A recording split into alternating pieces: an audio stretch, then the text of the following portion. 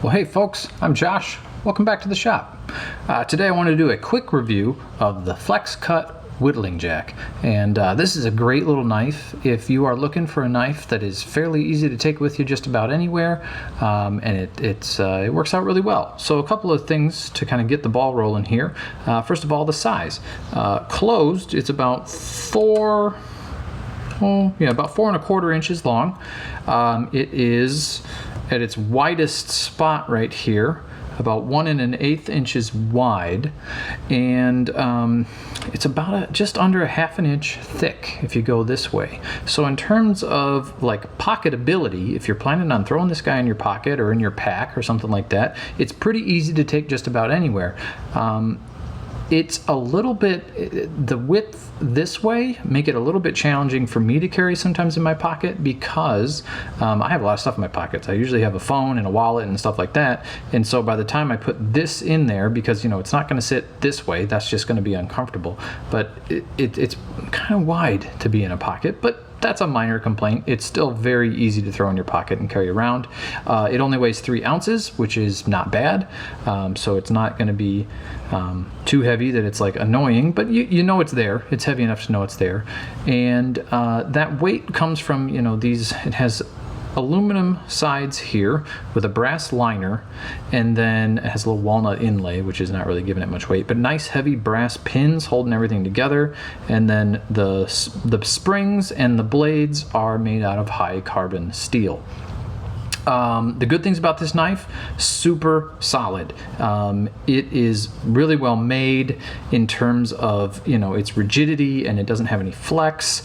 When you get a blade out, it doesn't have any give really, so that's all really nice. It has 2 blades. The bigger of the 2 blades, which you might call like a roughing blade, if we look at the back side of the sheet that came with it here, it tells us that the roughing blade is 2 inches, which is accurate.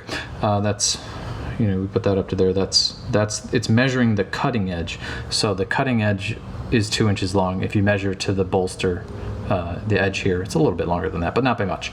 So that's the bigger of the 2 blades. The smaller of the 2 blades that they call a detail knife is 1.5 inches long, and works well.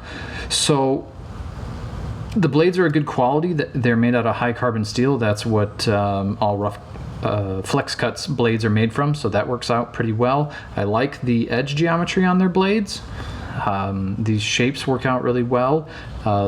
This is a nice detail shape that it tapers enough that you can get into smaller spots. It's still a little big for really small carving and whittling, but small enough that it'll get you pretty far along the process. I also enjoy the bevels that they put on these. They're a long, flat, kind of rounded bevel right here at the edge. It's the same as most of their other knives that they put out, so I do appreciate that. My only complaints about this knife, it is really hard to open. There's no like spacers or anything in between the blades. They're just sandwiched in between the aluminum, which I think that's probably what you would expect. But it makes it so that, I mean, especially on mine, the detail knife is really, really stiff, which means that it's also less likely to close because it's so stiff. But I mean, it's so stiff that it's almost dangerous. You just have to be really careful when opening it because it is so stiff. Now on mine, the roughing knife is what I would consider an appropriate amount of stiffness, but the detail blade, for whatever reason, is really very stiff, and that's one complaint that I definitely have. One of my other complaints, I enjoy the blade shape that Flexcut is the handle shape that Flexcut is going for here. If you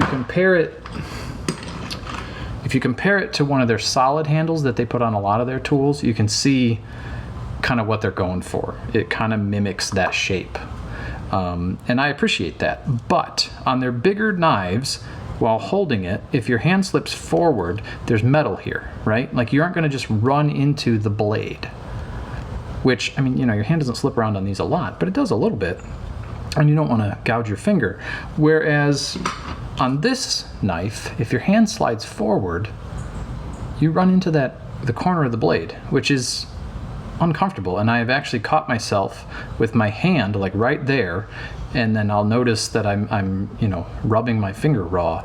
So that's just a design issue, and it's probably more my grip than anything, but it is something to be aware of. I don't run into that with a lot of my other folding knives. I do run into that with this knife, is occasionally I find that my hand is resting up on that point. So I should probably just kind of round that off a little bit so that I don't hit it.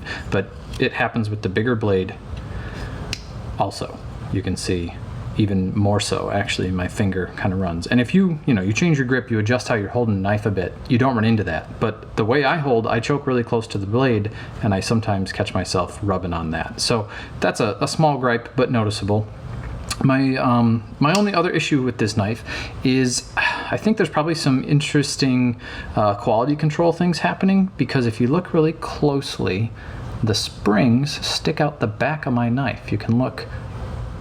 That's actually the springs sticking out the back right there. Both of them are tall. They stick out farther than the handle on both sides. You can kind of notice that as I tilt it there. You see how they're sticking out the back? So as you're holding it, it's not as comfortable as it would be if these were completely flush to that. So, I mean, I think that would have been achievable, but it would have been another step in manufacturing. So, I think the springs and the blades are stamped, and they're an approximation. It's not all put together and then ground down. And so the springs stick out the back a little bit, which, it's not a deal breaker by any means, but it is noticeable.